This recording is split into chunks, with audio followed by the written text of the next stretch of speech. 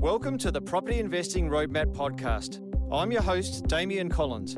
In Season 3, we're answering the questions investors are really asking. Just like a house, a portfolio should be built based on clear and measured plans. Guided by our listeners, this season combines expert analysis. Numbers will tell a story if you know how to read them. With real case studies. We wanted to buy something that was different, not just your house on a big block. To deliver practical insight into property investing. Data doesn't replace judgment, it informs it. What got you here won't get you there. From sustainable portfolio growth and diversification to understanding property data and busting financial myths. Many people don't understand that scaling will only work when the foundations are right. We'll provide a clear roadmap to building long-term income through property. Technology is shaping almost every part of how we live, and property is no exception. From the way we invest to how assets are managed and analysed, we're seeing some real shifts driven by proptech or property technology.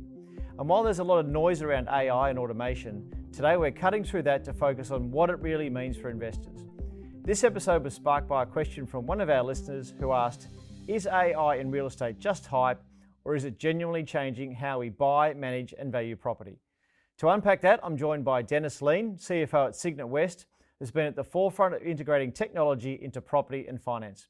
Denis, welcome to the show. It's going to be quite an exciting thing to talk about everything that's happening in technology. Thanks for being here. Yeah, thanks for having me, Damian. You're probably not as old as me, I'm sure you're not, but technology has already been impacting real estate for a long time. I remember, you're probably too young, but I remember back in the day when you're looking for properties and you'd pick up your local broadsheet newspaper in your hometown and you'd scour through the pages and pages of listings, and from there you had to, I remember highlighting and trying to find properties that suited what I was looking for, and of course the ads were pretty small. Then we went to the portals, and the portals that's made it a lot easier to search, and people can really narrow down their searches. So what are some of the, before we get into what's coming, what are some of the things you've seen in technology that's impacted property and the way consumers and businesses deal with property investment?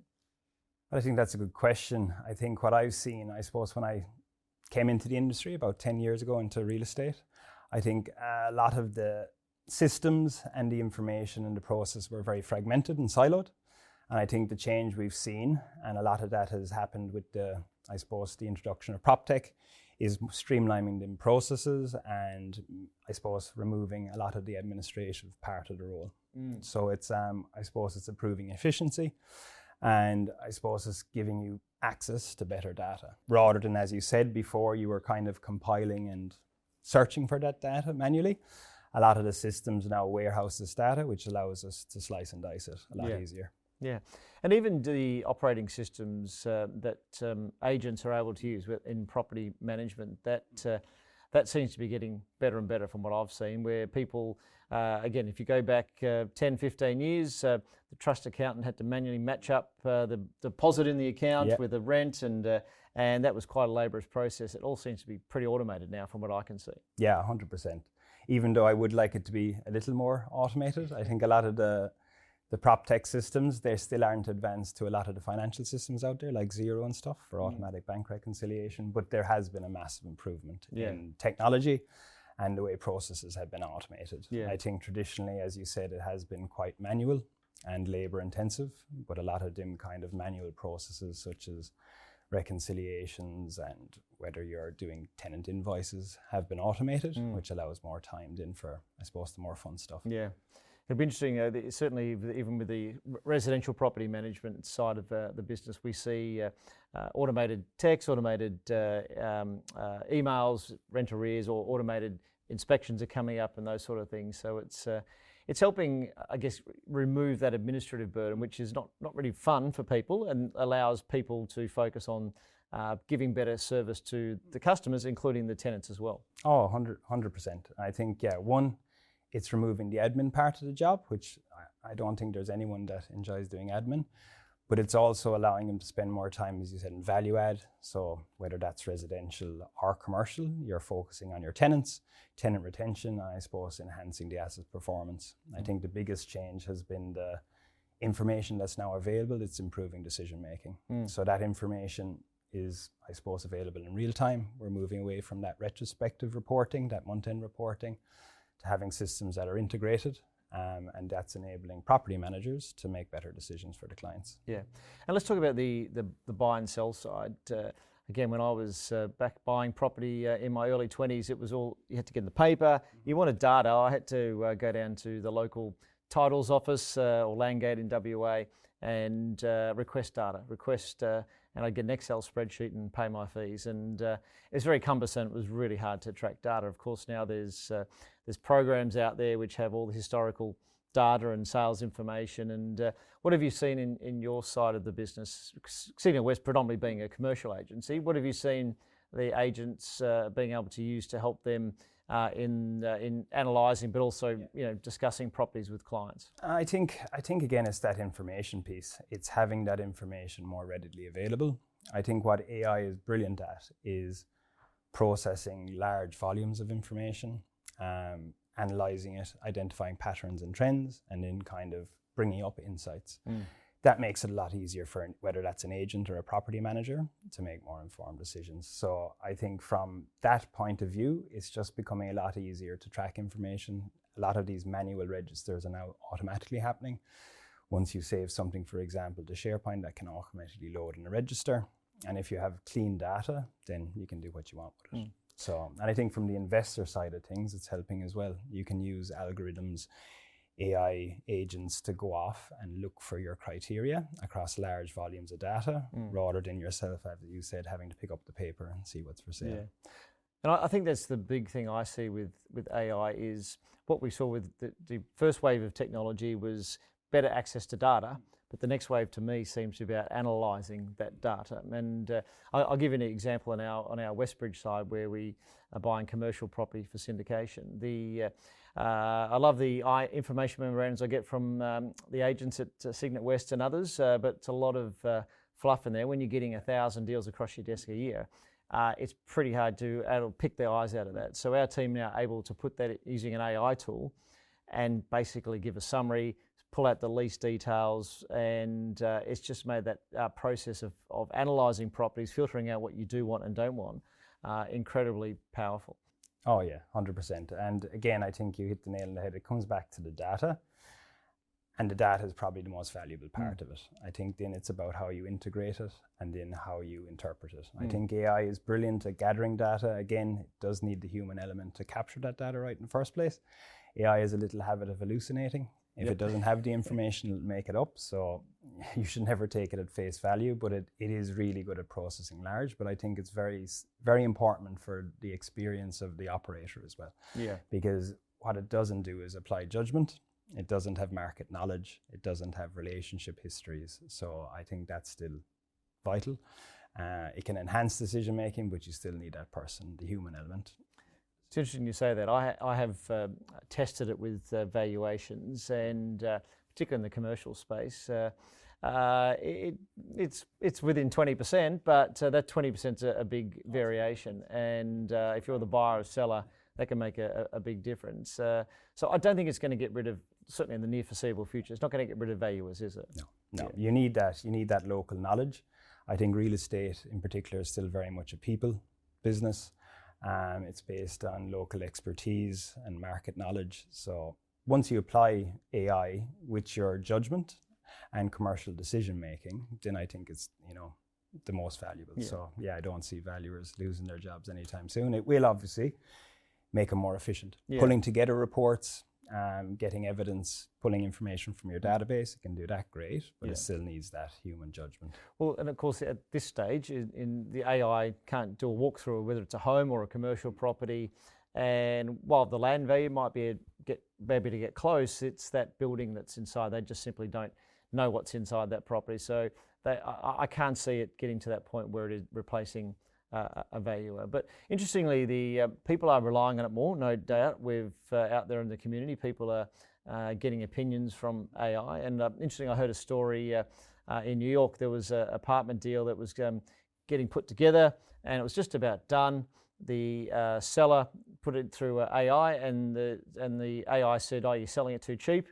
The buyer put it through AI and said, "You're paying too much." So all of a sudden, instead of being right at the mark, they were end up 10% lower and 10% higher, and it killed off the deal. So I think the message is everyone's going to use it. They're going to check it out. It might help you give you some idea of what something's worth, but I wouldn't take it as gospel and the truth in property valuations. No, don't take it as face value. I think that's probably dangerous. I think know how to ask the right questions. I think AI is programmed to, I suppose, treat you as the client. So it picks up what you want to hear and it delivers that.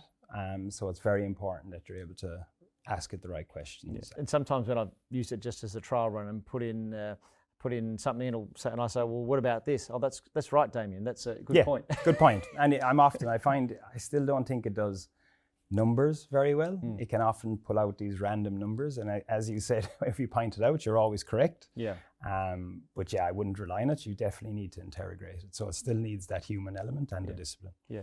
So Denis, as a CFO of a large real estate group, no doubt you've got your finger on the pulse, and of course we can't predict everything. It's changing rapidly. We're seeing things change. Even recently, I saw a lot of AI agents for financial services and real estate. But as a business, where do you see it going over the next 5 years as best you can, and what impact will that have on consumers and also real estate businesses as well? Well, I think the real value that is behind this all is the data. So it's how you connect that data and then how you interpret it. So what AI is doing, and what it's doing very well, is processing all that data and surfacing insights. But then you need that human element, the profession, to interpret it. So I can see AI enhancing decision making, but I don't see it replacing jobs. Like, I'd be on the more optimistic side. It's about augmenting and enhancing people rather than replacing. So over the next 5 years, I see that it's going to become more embedded in systems, but I still think it's very important that you capture the data because it's only as good as the information you put in it. So again, going back to the human element, they have to put in that information. So I think it'll be about creating the foundations with systems that are all piped together, getting that single connected view. So that gives you a single connected view, say in property management of the asset. And that then enables the property manager to make better decisions, which in turn increases ROI for investors. So that's where I see it going. But I'm not at that catastrophic, it's going to take everyone's job phase. Yeah. I think it's going to more enhance people and make them more efficient. I remember many years ago when I was enrolled in an industry body, they're going to the US and they were saying all this money getting pumped into proptech to get rid of agents, cut the middleman out. And 20 plus billion US was put into those sorts of programs, and it never happened. And I think when people forget that is that ultimately it's still a human element.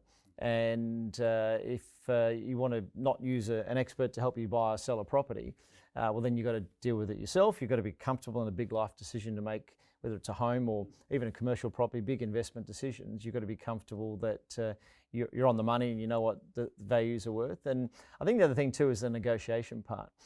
Maybe one day we'll have AI bots on either side hashing out a deal, but I still think most people would prefer to deal with an agent who is in the middle there, so people aren't negotiating directly. Oh, 100%. You like anything, you hear about these robots that are going to replace waiters. Me personally, I prefer if there is a human serving my meal rather than a robot. And again, the investment they'd probably need to do that won't make it economical. So there's always going to be the human element. And I think it's a reframe of using technology. I think like all new technologies, there's that fear stage where it's going to replace everyone's job, but I see it actually creating more jobs than it takes away. You will obviously lose a lot of the more transactional jobs that are entering data, but that's been happening over the last few years with proptech anyway. So I think it's just, I suppose, reframing. So take a property manager, for example, it's going to mean less administration in their role and a transition to more strategic focus and I suppose driving better outcomes for clients. So that's the way I'm viewing it. And Cygnet West is viewing it. We're investing heavily in our systems. I think they touch most part of our business now, and it's all about making, I suppose, the life of our employees easier, which in turn improves decision making and then better returns. And improves customer service. That's 100%. If you get bogged down in administration, if you're a property manager or even a sales agent, that's less time you get to talk to your clients and give them the advice. And I look at it this way, certainly from our perspective, very much on the same page.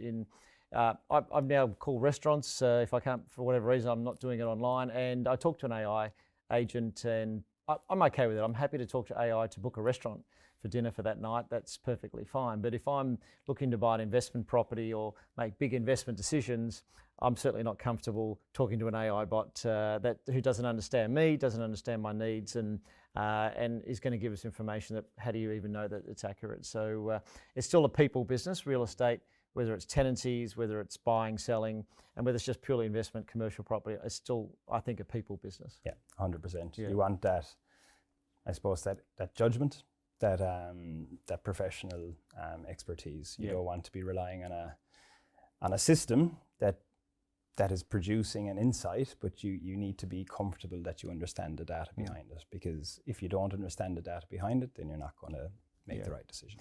Have you seen in the business, and you've got a lot of commercial properties that you manage there, have you seen not just necessarily AI, but technology in more recent times improve management of buildings, facilities, improve the tenant experience? Anything you've seen out there? Oh, definitely. And I think, as I touched on it, we've invested a lot in proptech.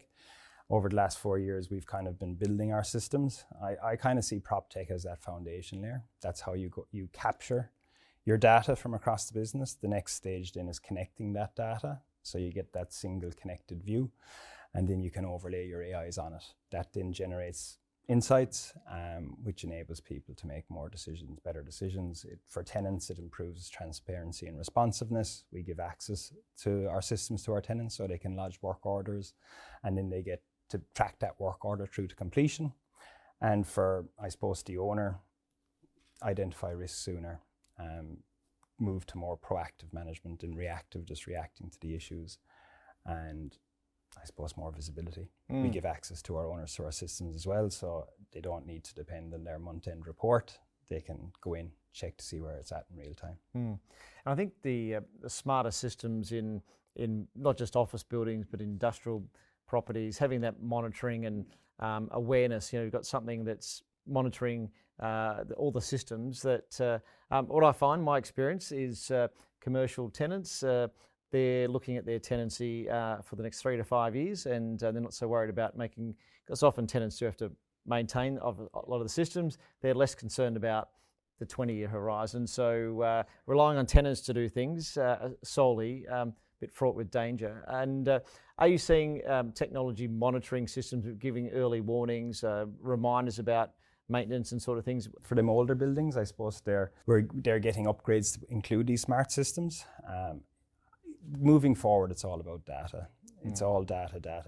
It'll allow you to, as you said, identify if there's issues. So you can track work order history, maintenance, spend on an asset. You can then predict if that asset is starting to fail, and you can invest early. Yep. So rather than waiting for the issue to happen and affect operations and tenant experience, you can be more proactive and get ahead of it. So I think smart systems are definitely the way forward. People are building buildings now with an eye of how they're going to operate through the life cycle.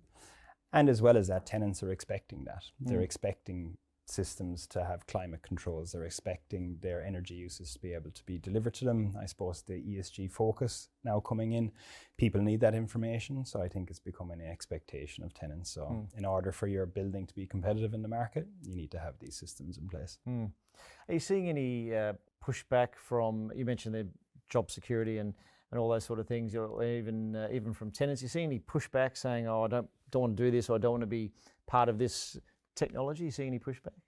Not really. I think the biggest thing is about taking them on the journey. So what we're rolling out these systems to make your job easier, basically. We're not looking to reduce staff. We're looking to make job easier, so you're actually improving your service. And then once you have the right systems, I feel you're going to attract the right people, because a job that's less administrative, more strategic, is a lot more attractive. And I think that's been a bit of an issue in the property management space for a long time. I think people leave it because there's a lot of administration in it. It's dealing with a lot of, I suppose, menial tasks. But if you can transform that into more strategic, I think you'd have a lot better retention, and people wouldn't move on to asset manager roles with clients, because they actually don't have to do that menial tasks anymore. So as putting an investor hat on and looking at the different classes of property, what do you think tenants and owners would like to see? Some of the roadblocks or the inefficiencies in the different properties. Anything in office you think you might see in the future that's going to make life so much better for tenants and owners? I don't think there'll be any massive shifts. Obviously, it's about smart buildings now, so it's about getting that data and transparency to your tenants and your owners. As I said, ESG is becoming, I suppose, front of mind. People want that information. But not only that, it'll also improve the tenant's comfort, but it reduces costs as well. If you can monitor energy usage, you can make tweaks that are obviously better for the environment, but also save money. So it reduces outgoings, saves money for the tenant and the owner, and it just makes them buildings more attractive in the moment. I definitely think that the smart buildings are more competitively placed, and they often attract higher rents as well.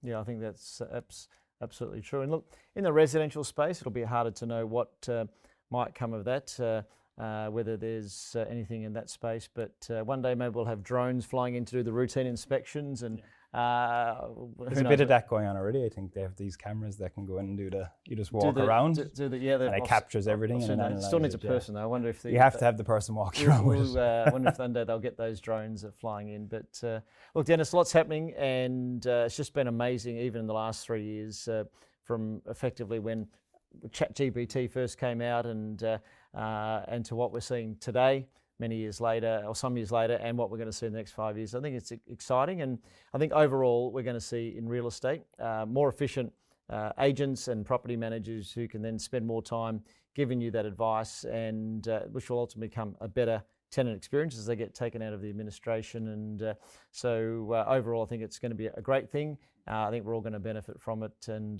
but lots unknowns are still out there. So Denis, appreciate your time. Thanks for joining us today. No problem at all. Thanks for having me. As we've discussed today, proptech is already having a meaningful impact on the property industry, from improving efficiency to giving investors better access to information and insights. But it's not about replacing human expertise, it's about enhancing it. The real advantage comes from combining technology with experience and judgment to make better decisions. And while the tools themselves will continue to evolve, understanding how to use them effectively now can put you in a stronger position for the future. Thanks for tuning in. If you're enjoying the podcast, please take a moment to rate us to help others discover the show. Please note that the information shared on Property Investing Roadmap is general in nature and doesn't take into account your individual circumstances. The information is for educational purposes only and should not be relied on for investment or financial decisions. Always seek professional advice before deciding whether to invest.